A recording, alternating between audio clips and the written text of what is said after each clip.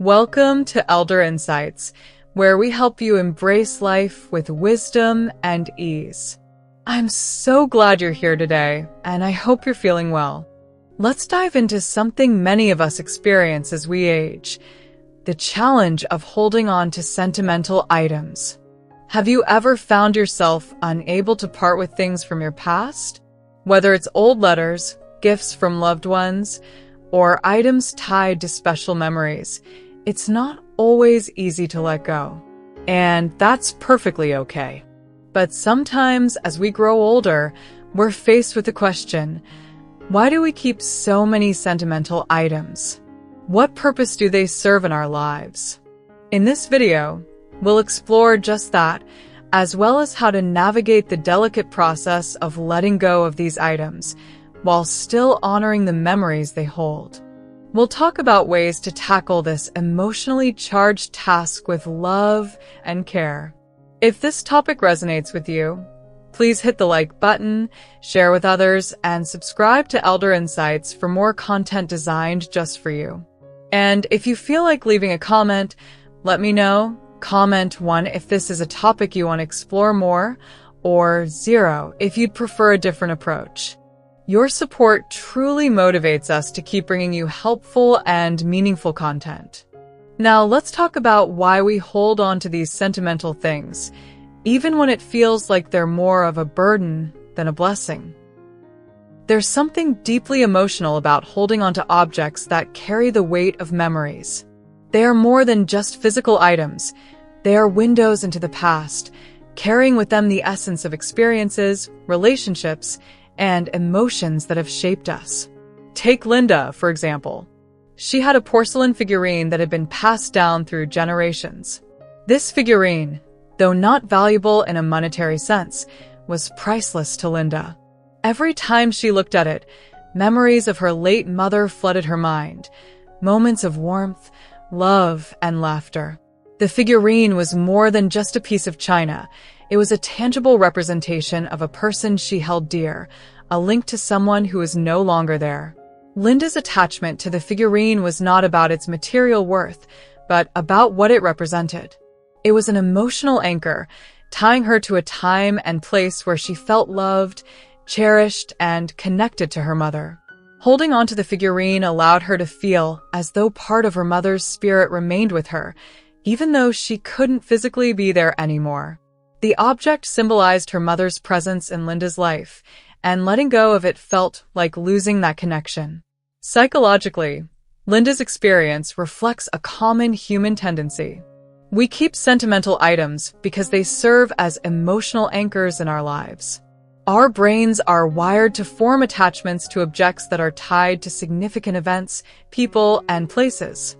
These objects evoke powerful emotions, nostalgia, love, comfort, and help us maintain a sense of continuity, even as time passes and people change. The figurine, like so many sentimental items, was not merely a physical possession. It was an emotional tether to her past, a way to preserve memories that might otherwise fade. Studies support this psychological phenomenon. Research in the Journal of Consumer Research suggests that sentimental items help reinforce our identity and provide emotional security. The items we hold on to often evoke positive memories and offer a sense of continuity, especially as we age and experience the loss of loved ones. These objects help us maintain a sense of connection to the past, providing comfort in a world that is constantly changing. Linda's attachment to the porcelain figurine was a reflection of this deeply ingrained psychological need. It wasn't just about preserving an object. It was about preserving the emotional connection and the memory of someone who had been a significant part of her life. In this way, we keep sentimental items not just because of their material value, but because of the emotional significance they carry. They serve as reminders of the past, offering comfort and continuity in a world where everything else may seem fleeting. Understanding why we hold on to these items allows us to approach the decluttering process with more compassion and self-awareness. Now, let's think about when it might be the right time to let go. Knowing when it's time to let go of sentimental items can be challenging, especially when those objects hold emotional significance. But there are certain moments when it becomes clear that holding on is no longer serving us. One clear sign that it's time to let go is when items start to take up space without bringing any real joy. For example, you might find yourself surrounded by old photographs, letters, or gifts from the past, things that were once meaningful but now gather dust in drawers or on shelves. These items no longer evoke the warm feelings they once did. Instead, they've become a mere collection of things you feel obligated to keep. You might not even look at them anymore. Over time, their presence can feel more like a weight than a source of comfort.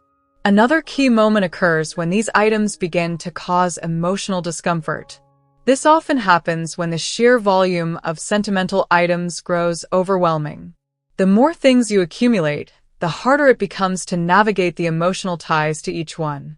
What once seemed like a manageable connection to the past can morph into a complex web of guilt, nostalgia, and clutter. You may feel a sense of obligation to hold on to them, but the truth is, they no longer serve a functional or emotional purpose. They might trigger feelings of sadness, or perhaps guilt for not being able to preserve them all. It becomes clear that they are taking up mental space that could be used for more immediate concerns. You may also realize it's time to let go when keeping these items starts to interfere with your life. If the thought of sorting through your belongings causes you stress, or if you find it difficult to focus on the present because you're overwhelmed by the past, it's a sign that these objects are no longer enhancing your life. They may be hindering your ability to embrace change, growth, or new experiences. The process of identifying these moments can be difficult, but recognizing when sentimental items no longer serve a meaningful purpose in your life is crucial. The longer you hold on to things out of obligation or fear of losing a connection, the more difficult it becomes to see the space they're taking up, physically and emotionally. By being aware of these signs, you can begin to acknowledge when it might truly be time to let go and create room for new experiences and clarity, without the burden of holding on to things that no longer align with your present self. It can be difficult to know where to start, but the good news is you're not alone in this. In the next section, I'll share some thoughtful strategies to help you make this process easier, step by step. When it comes to handling sentimental items, the process doesn't need to be rushed. It's important to approach it with intention and care, especially since these objects carry so much emotional weight. The key to managing sentimental items is to be conscious and thoughtful about which ones you keep. The decision-making process can be made simpler with a clear, step-by-step approach. One of the most effective methods is to use the conscious selection method. This means only keeping the items that truly hold significant emotional value. Instead of trying to keep everything that reminds you of the past, ask yourself, does this item bring me true joy or hold deep meaning? For instance, a letter from a loved one, a photograph from a pivotal moment, or an object tied to a meaningful experience might be worth holding on to. If the item doesn't hold such significance, it might be time to let it go. Taking a step-by-step approach is essential in making the process less overwhelming. Don't feel like you need to tackle everything in one go. Start with a small, manageable section, perhaps a drawer or a box of items you know you've been avoiding. Go through each item carefully, reflecting on the memories they bring up. If you're unsure, it's okay to set things aside temporarily and come back to them later.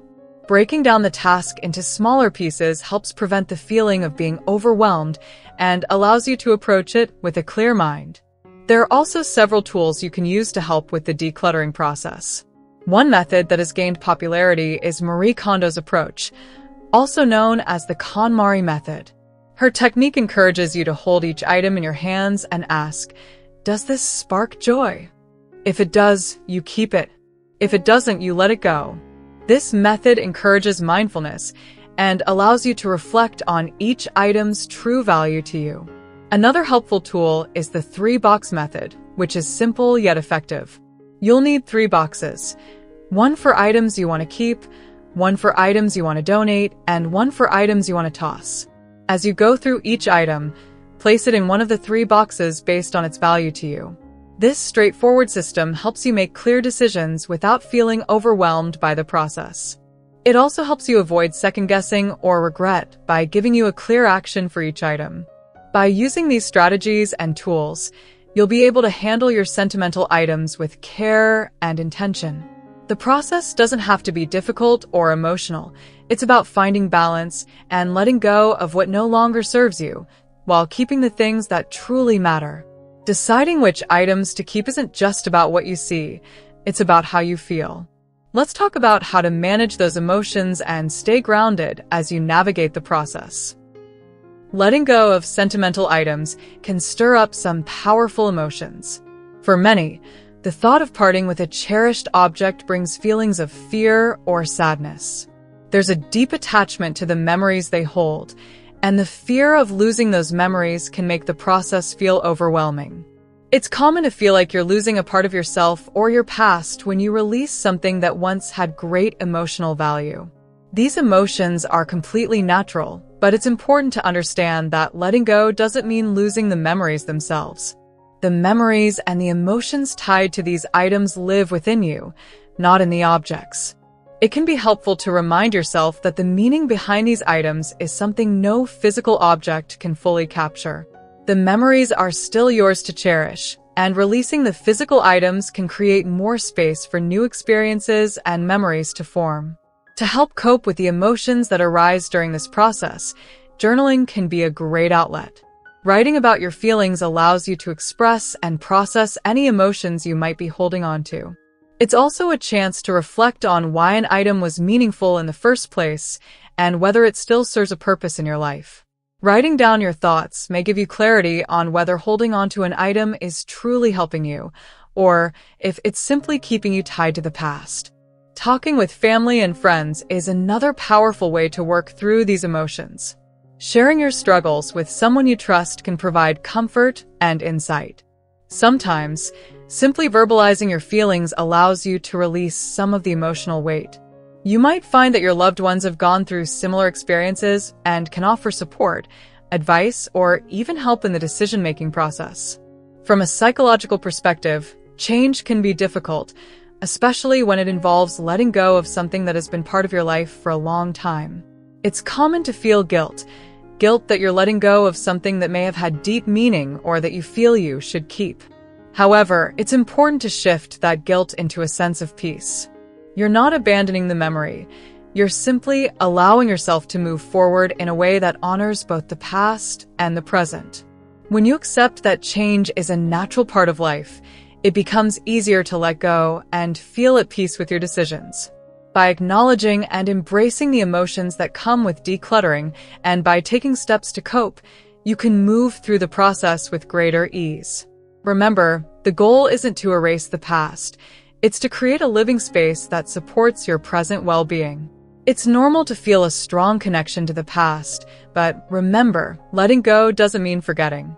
Coming up next, we'll explore how creating space for new memories can bring you closer to the present, with love and warmth. Creating a healthy living space goes beyond just having a tidy home. It's about fostering an environment that nurtures your well-being and brings a sense of warmth and love. A clean and organized space can have a profound impact on how we feel and how we approach life. When we look around and see our surroundings orderly and intentional, it can fill us with a sense of calm and comfort. It's not just about having things in their place. It's about cultivating a space that reflects care for ourselves and our emotional health. One of the greatest benefits of an organized space is the positive impact it has on our mental health. Studies show that clutter can increase stress and anxiety, making it harder to focus and relax. When we're surrounded by disorder, it can feel overwhelming and draining. But when we create a space that is clean, organized, and thoughtfully arranged, we create room for peace and positivity to flow. A decluttered home can reduce feelings of anxiety, improve concentration, and even enhance our mood. In essence, an organized space is like a silent partner in supporting mental well-being. It helps us feel more in control, less stressed, and more at ease. I remember a story about a woman named Helen who had spent most of her life in a home filled with piles of old newspapers, magazines, and sentimental objects. Over time, the clutter became so overwhelming that it was hard for her to enjoy her space. The constant disorganization was causing her anxiety and making her feel trapped in the past. After a conversation with her daughter, Helen decided to take small steps to declutter her home. She started with one room, slowly sorting through the items, keeping only what truly brought her joy or served a purpose.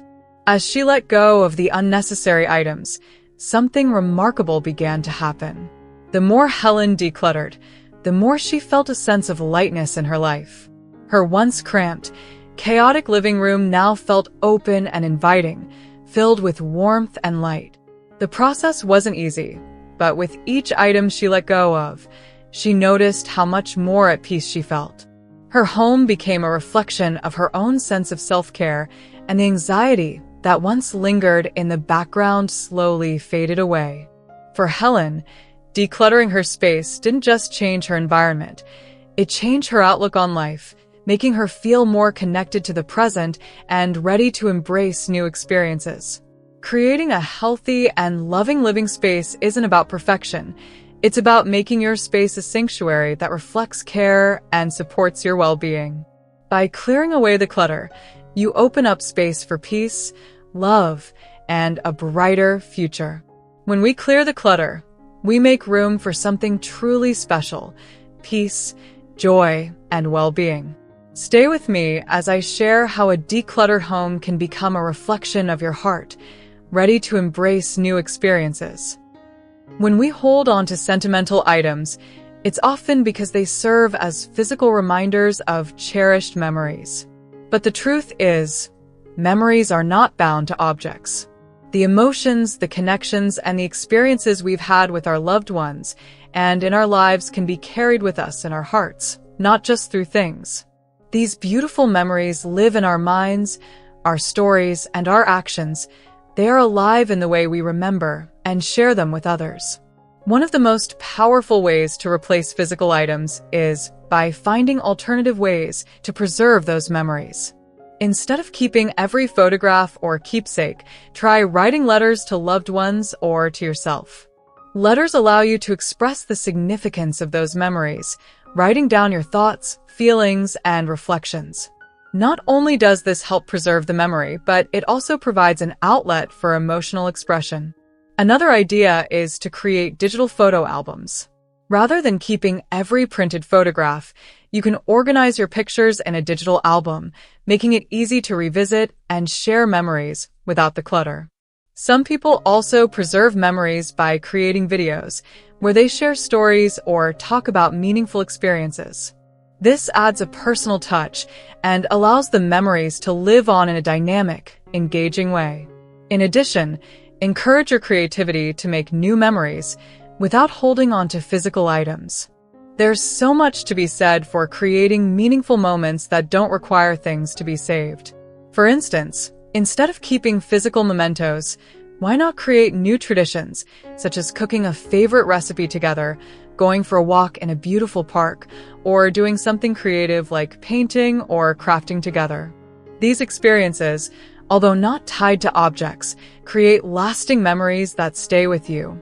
You can make memories through laughter, love, and shared time, and these are the most valuable kinds of memories. The key takeaway here is that you don't need to keep physical items to hold on to your past. The real essence of a memory lies in the feelings and connections you've made, and those can be kept with you in your heart for a lifetime. Decluttering sentimental items can feel like a journey, one that is filled with emotions, reflections, and ultimately, a sense of peace. Throughout this process, we've learned that the items we hold onto often serve as physical representations of memories and emotions, but these memories live on within us, not in the objects themselves. By carefully choosing what to keep and letting go of what no longer serves us, we can create a living space that is calm, joyful, and supportive of our well-being. It's important to remember that letting go doesn't erase the past. Instead, it makes room for new experiences and allows us to embrace the present more fully. By using methods like conscious selection, journaling, or talking with loved ones, we can navigate the emotions tied to these items with compassion. Creating a healthy, loving living space is about cultivating an environment that reflects care for both ourselves and the memories that continue to shape our lives. As you move forward, I encourage you to explore new ways to keep memories alive, through letters, photos, videos, or simply creating new experiences with those you love. In the end, it's not about what we keep, but how we cherish the moments that matter most. Thank you for joining me in this journey. If you found this video helpful, please take a moment to like, share, and subscribe. I'd love to hear about your experiences with decluttering. What has helped you let go of sentimental items, and how has it changed your living space? Leave your thoughts in the comments below. Remember, every step you take towards decluttering is a step toward creating a life that is lighter, more peaceful, and filled with the love of the memories that truly matter. Take it one item at a time and embrace the freedom that comes with letting go.